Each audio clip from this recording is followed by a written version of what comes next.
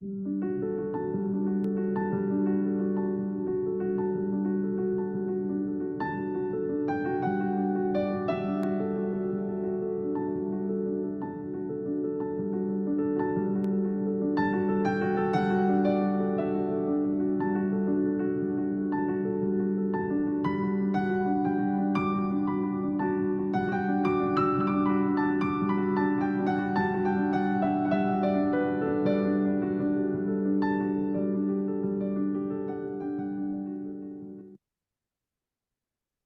libro de los Salmos dice: oren por la paz de Jerusalén, que todos los que aman a esta ciudad prosperen. Oh Jerusalén, que haya paz dentro de tus murallas y prosperidad en tus palacios.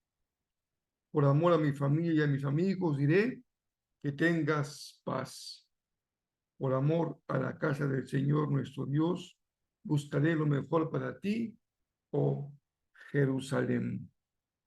Esa es la serie Tapa a Tapa, lectura devocional de la Biblia para el año 2024.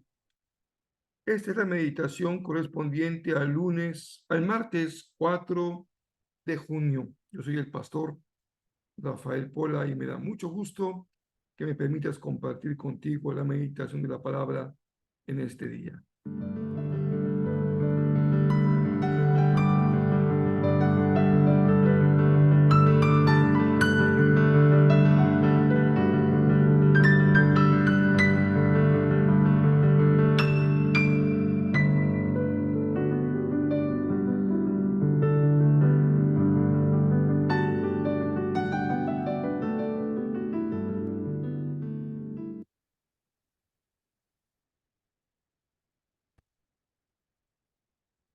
Me da gusto que podamos en este martes 4 de junio mantenernos juntos leyendo y meditando en la palabra de nuestro Dios. Estamos avanzando en este mes que nos permitirá concluir la primera parte del año 2024. El tiempo se va muy rápido. Espero que sigas leyendo tu Biblia día a día. Si por alguna razón te has atrasado, no te desanimes, no abandones el proyecto. Puedes hacer un pequeño programita para que te puedas poner al corriente, tal vez leyendo un día y medio, los días que te atrasaste, y puedas alcanzarnos en su momento para que juntos continuemos leyendo la palabra de nuestro Dios. ¿Qué les parece el salmo con el que iniciamos hoy? Es el Salmo 122. Qué apropiado en estos días cuando hemos hecho todo lo que en nuestra mano está para que elijamos gobernantes, pensar en lo que hay en el corazón del salmista respecto a la ciudad de Jerusalén, y podríamos poner en lugar de la ciudad el nombre de nuestro país, y le daría todo sentido a nuestra lectura. Continuamos con el segundo libro de Samuel. Estamos leyendo, pues llegando, digamos que de acuerdo a la lectura de Samuel, a una parte importante del final de la vida y de el reinado de David, este gran rey de Israel. Y en esta ocasión, fíjense qué hermoso, el libro de Samuel incluye dos cantos compuestos por David. También, en algunos casos, el hecho de que se mencione a David como autor también podría significar David como destinatario. En ocasiones nos resulta un poco difícil de entender que haya escrito David el Salmo, pero en el sentido del salterio también en ocasiones él es no solamente el que escribe, también es a quien se dirige o a quien se dedica el Salmo. Y en el caso de 2 de Samuel 22 hay un cántico, un canto, un himno de victoria de David al Señor. Y dice cosas muy interesantes. En términos generales es un salmo en donde David da testimonio de cómo Dios le ha sostenido en su reinado y en su vida, pero dice cosas que si los leemos de forma literal, en el sentido obvio de lo que dice el texto, resultan demasiado pretenciosas o demasiado grandes o afirmaciones demasiado fuera de nuestros límites como personas perfectibles, humanas, falibles. Es por eso que en muchos casos la lectura de los salmos nos llevan a una lectura mesiánica y más aún a una lectura cristológica, es decir, solamente entendemos estas afirmaciones si las leemos a la luz de Jesús o en el lugar de Jesús. Por ejemplo, el verso 24 y 25 dice, soy intachable delante de Dios, me he abstenido de pecado. El Señor me recompensó por hacer lo correcto, ha visto mi inocencia. Bueno, difícilmente podrían estas líneas hablar de David, pero muy claramente podríamos entenderlas respecto de Jesús. Así que una de las maneras como se ha leído el libro de los Salmos o se ha leído todo el Antiguo Testamento es con clave cristológica, encontrando cómo el antiguo pacto es como una sombra de lo que había de venir, el nuevo pacto. Y el antiguo pacto tendría el sentido de prefigurar o anunciar o vislumbrar lo que vendría a cumplirse en Cristo. Muchas de esas cosas, de acuerdo a lo que Jesús mismo dijo, yo no vine a abrogar la ley ni los profetas, he venido a darle cumplimiento, a que en mí se cumpla de manera perfecta. Así que así es como podemos leer este hermosísimo canto de David compuesto hacia el final de su vida. Y también se incluye lo que el libro llama las últimas palabras de David. En el capítulo 23, verso 1. Vean lo que dice también en el mismo sentido. No se podía leer si no lo hacemos a la luz de Cristo. David, hijo de Isaí. David, el hombre que fue elevado a lo alto. David, el hombre ungido por el Dios de Jacob. David, el dulce salmista de Israel. Luego en el verso 5 dice, ¿acaso no es a mi familia que Dios ha elegido? Sí, ha hecho un pacto eterno conmigo. Un pacto eterno cuyo cumplimiento se da en el Mesías, en Jesús el Cristo. Así que en la parte siguiente del capítulo 23 regresa un poco este espíritu de crónica, de narrativa, y como en las grandes historias antiguas se mencionan los guerreros importantes, y no es la excepción el libro de Samuel, hay tres grandes guerreros del ejército de David, Jasobeam, dice el libro, Eleazar y Sama, y se mencionan sus grandes logros, sus grandes victorias. Y después se menciona a Abisai, líder de otro segundo grupo, que se llama el grupo de los 30, y las cosas que ellos hicieron para congraciarse con su rey. Importante. Como hay este claroscuro de estos actos en donde el rey merece todo reconocimiento y honra, y también se mencionan actos de tal traición y rebelión terribles en contra del rey. El corazón humano así es.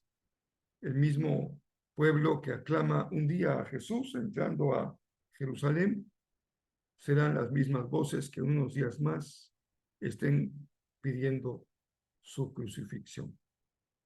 Si usted vive basado en el reconocimiento de los demás, pues puede darse un tiro, como dijeran los dichos populares, podemos darnos un tiro porque si esperamos el reconocimiento, lo tenemos un día y el mismo que un día te reconoce, al otro día se te niega o te rechaza.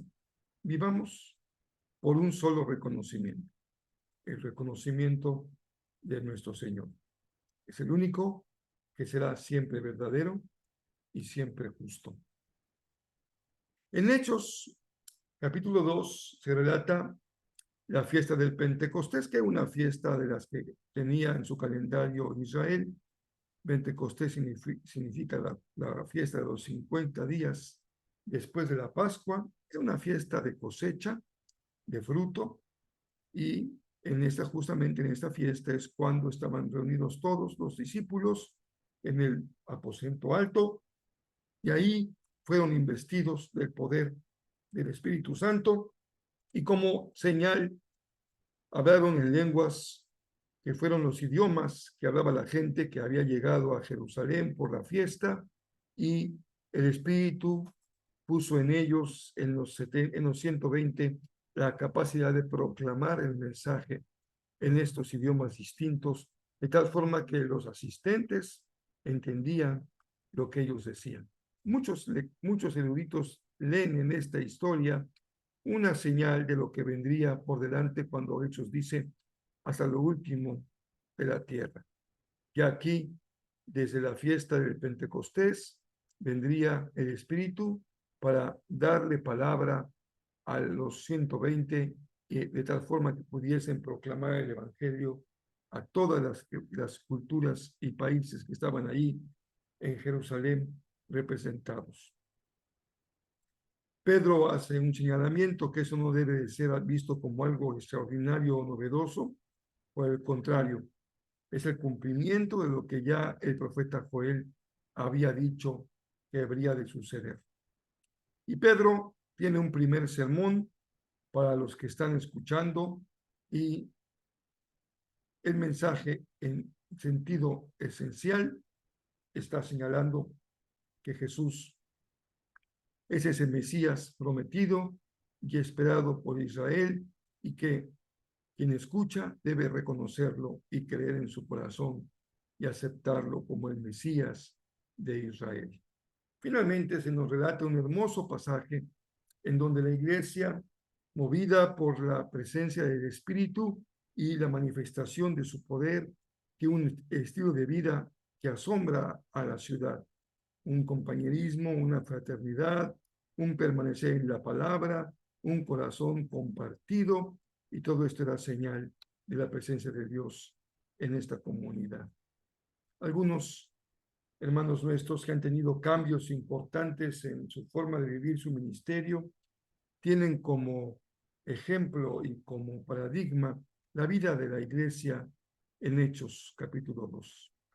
Todavía recuerdo un querido hermano compartirnos su testimonio, y me decía: cuando cumplí X cantidad de años en el ministerio, entré a mi oficina después de un culto de gratitud.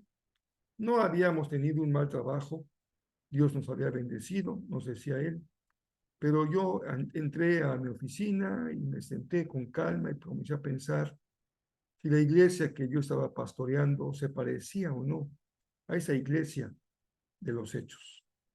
Y encontré que había cosas que hacíamos que aquí no se veían, que aquí no se reflejaban. Y había cosas que aquí yo leía que pasaban, que en mi iglesia no estaban pasando. Así que él decidió comenzar a hacer cambios en su forma de vida como iglesia, para que su iglesia, que la que él pastoreaba, se pareciera cada vez más a la iglesia de los Hechos. El contexto en el que compartió ese testimonio era un contexto de un ejemplo de una iglesia de un gran crecimiento, su iglesia.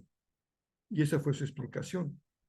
El crecimiento que habían experimentado había venido como consecuencia de cambios profundos que él había encabezado para que esa iglesia se pareciera lo más posible a la iglesia de los Hechos.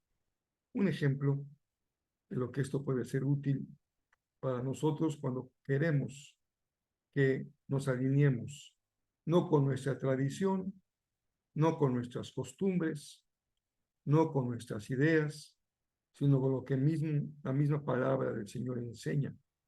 Y en el Nuevo Testamento hay muchos modelos de iglesia. Este es, sin duda, el modelo de Jerusalén es uno, pero uno puede ir leyendo las cartas pastorales y la iglesia que hay en Galacia, la iglesia que hay en Éfeso, la iglesia que hay en Roma, encontrando que no hay un cartabón único, sino diferentes modelos eclesiásticos que el Espíritu de Dios va generando para responder a su tiempo, a su momento, a su cultura, a la necesidad. Y qué decir si llegamos hasta el mismo libro del Apocalipsis, donde hay 7 iglesias distintas, algunas adoleciendo graves defectos y otras también manifestando virtudes. Así que enseñanza es amplia y tal vez una de ellas es que cada congregación local, siguiendo ciertas reglas fundamentales, debe encontrar su propio don, su propia visión, su propio perfil y su propia vocación de parte del Señor para cumplir con la tarea que a cada uno le ha dado el Señor. Así como no hay 2 pastores iguales, no hay 2 iglesias iguales. Sí hay características que lo hacen llamarse iglesia.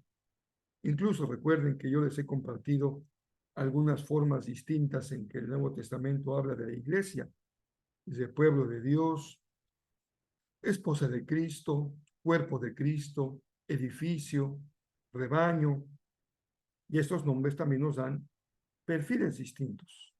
Gracias a Dios por la multiforme gracia que Él nos permite vivir como congregaciones también locales. Vamos a continuar ahora con otro pasaje de carácter poético, que es el salmo que nos toca, el Salmo 122, y dice el salmo que leí algunos versos al inicio de la meditación de hoy, pero en este caso solamente les recuerdo este verso. Me alegré cuando me dijeron, vayamos a la casa del Señor. Y hermanos, nunca pierdas el gozo, la alegría de ir a la casa del Señor. Creo que no sería muy hermoso ni inspirador ir con pesar, ir por obligación, ir por costumbre, ir por deber. Pues a veces se hace y no está del todo descabellado porque dice la palabra que 6 días trabajarás y un día hay que dedicárselo al Señor. Está en la misma ley del Señor el dedicarle un día para Él. Pero el Salmo mismo nos enseña que la mejor motivación es el gozo de estar en su casa, la alegría. Y también, hermanos queridos, cualquiera que sea tu sentimiento hoy respecto a lo que pasó el domingo en nuestro país, me refiero a las elecciones, cualquiera que sea tu sentir, hoy que se quede en tu corazón, ora por la paz de México, ora por la paz de tu ciudad, ora por la paz de tu país. Esto es una verdadera bendición, tener con quien platicar y a quien pedirle que bendiga a nuestro país. Finalmente, Proverbios 16, versos 19 y 20 dice, es mejor vivir humildemente con los pobres que compartir el botín con los orgullosos. Ahora vean que la palabra botín significa una riqueza mala vida, no que la palabra califique como algo negativo tener bendición, incluso en la cultura judía, la prosperidad material era una señal de la bendición de Dios. Tenemos como el mejor ejemplo el Salmo 1. Pero también hay un rechazo, especialmente en Proverbios, de la riqueza mala vida, de la riqueza como ídolo, de la riqueza como lo que aleja de Dios y lo que aleja del prójimo. Así comprendemos entonces que hay una valoración positiva, no de ser pobre, no como que fuera bueno ser pobre, sino por el valor que se asocia a ello, que es la humildad. Es mejor vivir humildemente con los pobres que compartir el botín con los orgullosos. Finalmente, los que confían en el Señor se llenarán de gozo.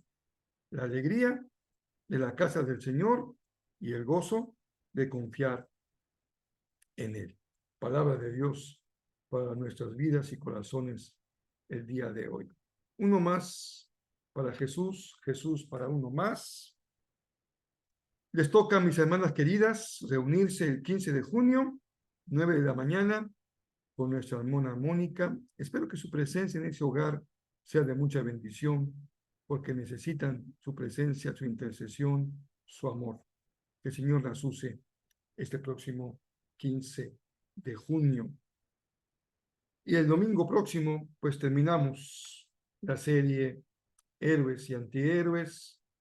Yo creo que ha sido una serie interesante, un aprendizaje de los claroscuros de la vida, los claroscuros del liderazgo, el seguir con esta forma didáctica de explicarles, que he buscado una forma sencilla de explicarles que hay dos filas donde formarse, la fila de las soluciones, la fila de los problemas, pero no nos etiquetemos pensando que somos así una vez y para siempre, porque a veces la vida nos sorprende y podríamos despertar un día en la fila de los problemas y no de las soluciones. Así que comprendamos esta dinámica de la vida, como incluso cuando hay cosas malas que llegan a nuestro ser, a nuestro origen, Dios las puede usar para nuestra bendición y para hacer al final de la jornada una bendición. Y creo que en un contexto tan difícil, en donde hay tantas religiones nocivas, tantas teologías nocivas, erróneas, que lastiman, empobrecen, dañan, siempre es importante tener presente que desde el primer juez que consideramos hasta este que vimos en el caso de Jefté, qué importante es nuestra comprensión de Dios, nuestra fe. Por eso es siempre útil que la iglesia estudie sus declaraciones de fe, porque nunca debemos dar por sentado que conocemos en la profundidad que debemos aquello que creemos. Así que les animo para que este próximo domingo disfruten de su clase. Nos toca estudiar la declaración de fe sobre el bautismo. Así que profundicemos en la palabra y aprendamos juntos en esta comunidad de aprendizaje que también es Jezreel. Les animo a que esto que ha sido marca de la iglesia por muchos años siga siendo una iglesia que estudia, se prepara, se disciplina para estudiar la palabra del Señor. Y si tú eres parte de otra comunidad de fe, por alguna región del mundo y tú has llegado hasta esta meditación hoy, pues te animo a que seas un cristiano estudioso de la palabra, asiste, pon atención en lo que tu iglesia cree, escucha con atención lo que se dice, lo que se enseña, para que sea conforme a la regla de la palabra de Dios. ¿Recuerdas esta iglesia famosa del Nuevo Testamento que después de oír a Pablo predicar, ellos necesitaban primero, no, a lo mejor me estoy equivocando, no es, sí, sí, sí, porque luego con los comentarios que les hago, no tengo el cuidado de verificar que algunos de mis comentarios sean perfectamente acertados, pero me refiero a la iglesia que verificaba que lo que escuchaba era conforme a la palabra del Señor. Que así sea. Siempre corroboremos que lo que se enseña tenga el sustento de la palabra del Señor. Les mando un abrazo muy cariñoso, tengan un día muy bendecido.